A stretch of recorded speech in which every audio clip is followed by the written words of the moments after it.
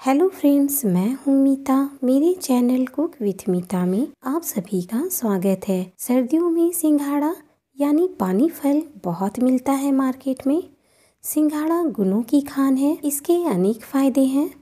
Generally इसे कच्चा या उबाल कर लोग खाते हैं, पर आज मैं आपके साथ इसकी सब्जी शेयर कर रही हूँ जो वाकई में बहुत ही टेस्टी है। अगर आपने मेरे चैनल को अभी तक सब्सक्राइब नहीं किया है तो प्लीज़ सब्सक्राइब कर लें। तो चलिए बहुत ही लाजवाब सिंघाड़े की सब्ज़ी बनाना शुरू करती हूँ। मैंने यहाँ पर 500 ग्राम पानी फल यानी सिंघाड़ा लिया है। सबसे पहले मैं इसके पिल्स निकाल लूँगी, तो इसके लिए तीनों कोनों में पहले कट कर लूँगी। इससे इसके पिल्स निकालने में आसानी होती है। अब चाकू की ज़रूरत नहीं है, हाथ से ही आसानी से पिल्स निकल जाते हैं। इस तरह से तो सीज़न में इसका सेवन ज़रूर करें, सेहत के लिए बहुत ही पौष्टिक होता है। इसमें विटामिन्स और कैल्शियम भरपूर मात्रा में होता है। सिंघाड़े से मैंने सारे पिल्स निकाल लिए हैं। अब नेक्स्ट स्टेप देख लेती हूँ। मीडियम साइज़ के 2 प्याज हैं जिसे रफली चॉप कर लिया है। ये 6-7 कली लहसुन है, 1 इंच अदरक है और 1 हरी मिर्च लिया है मैंने। आप हरी मिर्च 1 से ज़्यादा भी ले सकते हैं अपने टेस्ट के अकॉर्डिंग। अब सभी को ग्राइंडिंग जार में डाल दूंगी। ये प्याज, ये लहसुन, अदरक और ये हरी मिर्च, अब सभी को ग्राइंड कर लूँगी। पानी नहीं डालूँगी। देखिए प्याज का पेस्ट बन गया है और ये एक बड़ी साइज़ के टमाटर का पेस्ट बना लिया है। अगर छोटे साइज़ के टमाटर हैं तो आप 2 ले लें। अब गैस पर एक कढ़ाई चढ़ा दिया है मैंने।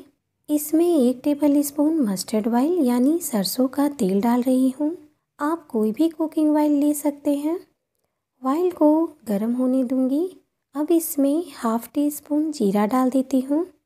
जीरा का कलर हल्का सा चेंज होने देंगे। जीरा का कलर हल्का सा चेंज हो गया है तो मैं ये सारा सिंघाड़ा डाल देती हूँ।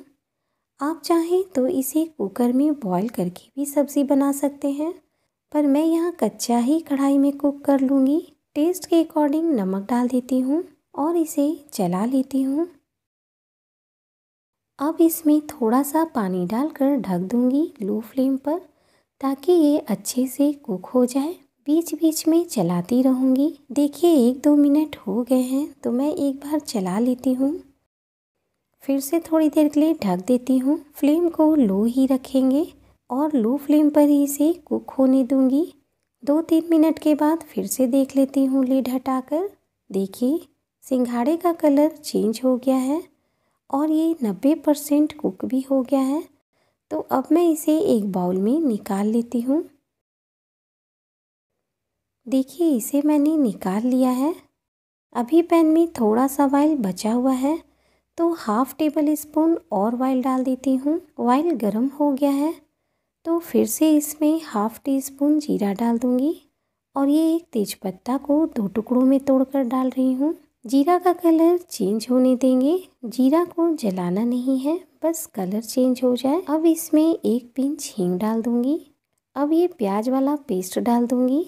फ्लेम को मीडियम रखा है मैंने। प्याज को भूनने में थोड़ा सा टाइम तो लगता है, पर हमें प्याज को पेशेंस के साथ भूनना है गोल्डन ब्राउन होने तक। फ्लेम को हाई नहीं करेंगे, नहीं तो जल्दी भूनने के चक्कर में वो टेस्ट नहीं आ पाता है जो आना चाहिए।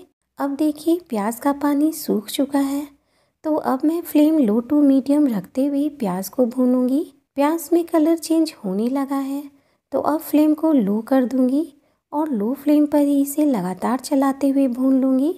यहाँ देखिए प्याज का कलर गोल्डन ब्राउन हो गया है और खुशबू भी अच्छी आ रही है। तो इस स्टेज पर मैं इसमें ये हाफ टी स्पून काश्मीरी लाल मिर्च पाउडर डाल देती हूँ। इस समय डालने से काश्मीरी मिर्च अच्छे से भून जाएगा और सब्ज़ी में कलर भी अच्छा आएगा। हल्का सा भून लिया है मैंने। अब इसमें ये टमाटर का पेस्ट डाल दूँगी और टमाटर का पानी सूखने तक इसे मीडियम फ्लेम पर भून लूँगी। यहाँ देखिए टमाटर का पानी आधा सूख चुका है तो इस स्टेज पर मैं इसमें ये कुछ मसाले डाल दूँगी, जिसमें 1 टीस्पून धनिया पाउडर, 1/4 टीस्पून हल्दी पाउडर है, हाफ टी स्पून सब्जी मसाला डाल रही हूँ। आप किसी भी ब्रांड का सब्जी मसाला डाल सकते हैं। 1/4 टीस्पून रेड चिली पाउडर डाल रही हूँ, बस ज़्यादा नहीं डालूंगी।